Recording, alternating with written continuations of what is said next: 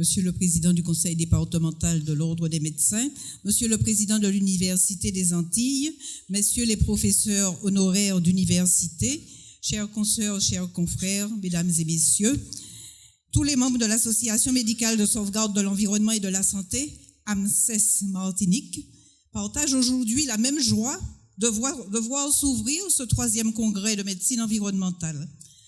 C'était en effet pour eux un challenge considérable de renouveler l'expérience qu'ils ont tentée en 2013 et 2015.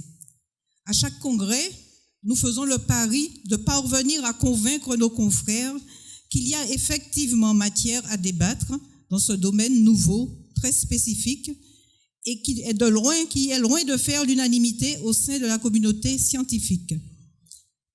Si le concept de santé environnementale avec sa déclinaison épidémiologique infectieuse est bien intégré, celui d'une médecine qui se penche sur les polluants modernes, visibles ou invisibles, et qui pour certains transgresse des notions admises comme des dogmes depuis des centaines d'années, cette médecine-là recueille difficilement l'assentiment des confrères et des instances en charge de la santé.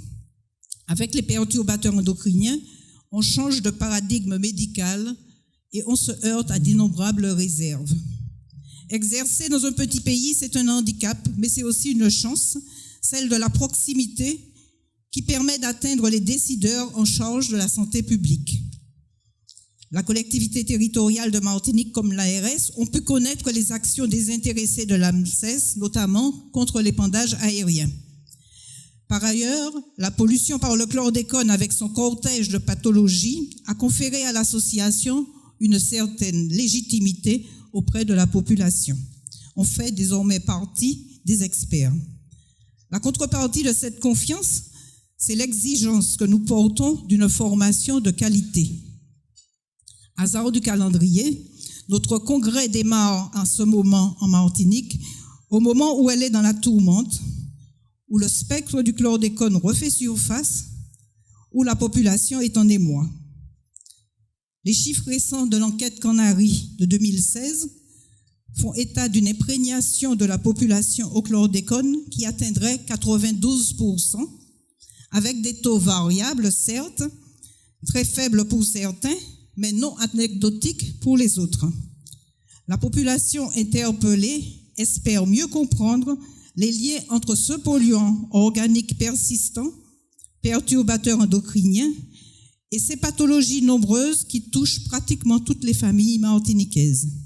Cancer de la prostate, 518 nouveaux cas chaque année, avec une incidence standardisée de 200 pour 100 000 habitants, autisme, troubles neurodéveloppementaux, diabète ou encore obésité. Pour répondre à cette attente de la population, l'AMSES mène certaines actions.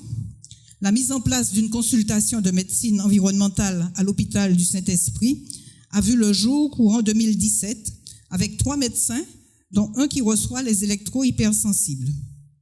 Nous envisageons dans cet hôpital spécialisé dans la dictologie d'avoir une consultation préconceptionnelle pour adolescentes et femmes jeunes, orientée vers la détection et la prise en charge des pollutions multiples par le tabac, l'alcool, les stupéfiants, mais aussi les pesticides et les plastiques. C'est dire l'importance pour nous de ce congrès.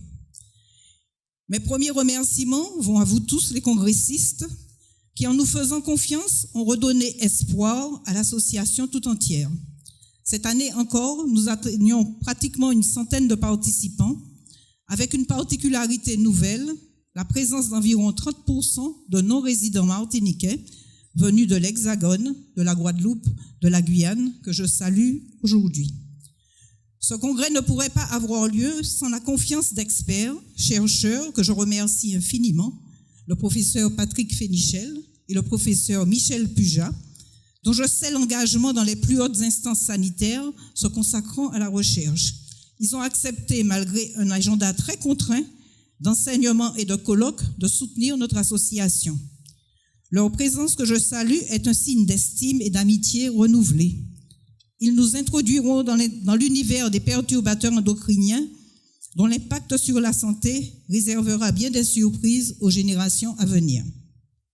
De manière tout aussi discrète mais efficace, L'ANTAC nous assiste depuis le premier de nos congrès pour le choix des intervenants et des sujets. Et je remercie en notre nom le professeur Bellepomme qui malheureusement ne sera pas présent parmi nous pendant ce congrès, mais qui est représenté par son directeur scientifique, le docteur Philippe Irigaray.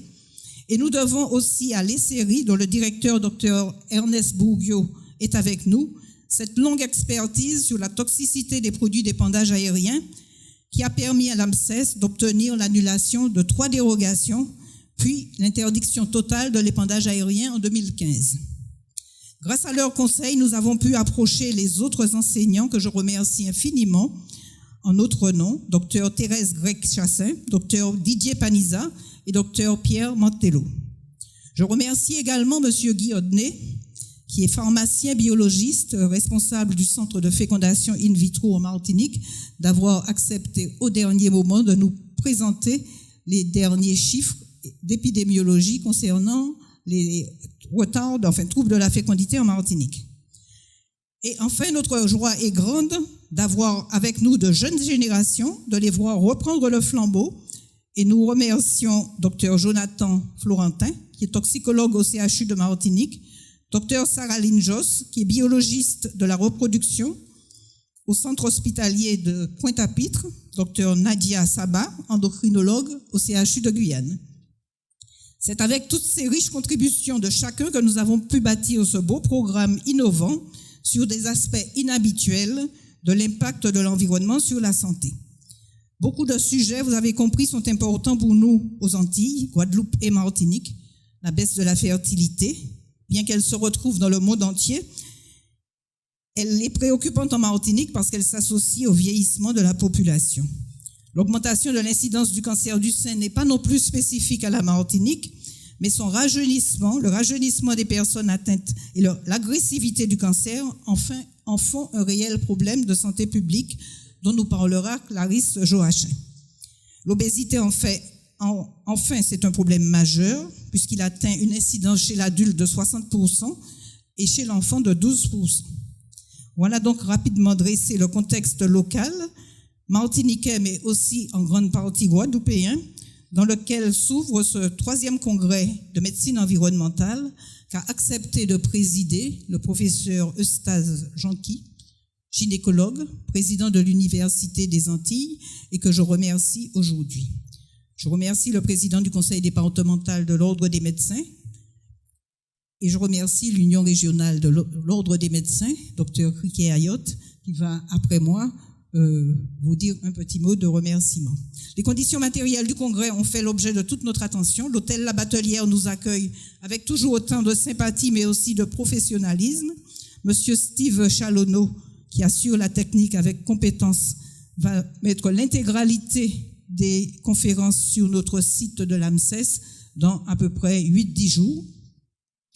Monsieur Kevin Cabaret, que vous avez certainement eu l'occasion de contacter, s'assure de toutes les questions matérielles. Enfin, nous tenons à remercier les laboratoires Blédilet, Nutricia, Boiron, TerraScience, Nuterjac, Sanofi de leur soutien d'autant plus apprécié qu'en médecine environnementale, nous ne sommes pas des prescripteurs. Les fabricants de lait infantile, sont fidèles aux 5 pédiatres qui sont membres de l'AMSES et les autres laboratoires, ils soutiennent la cause environnementale. Nous organisons ce congrès avec 2 partenaires, l'Union régionale des médecins libéraux de Martinique et l'A2FM, qui est l'organisme gestionnaire de la formation continue qui validera pour ceux qui ont fait la demande le développement professionnel continu. Enfin, nous n'oublions pas les bénévoles, ce sont ces petites mains qui sont à l'accueil. Il y en a qui viennent pour la 3e fois, elles sont efficaces et discrètes et nous tenons à les en remercier. Donc, je passe la parole au docteur Criquet Ayotte et je souhaite à tous un bon congrès.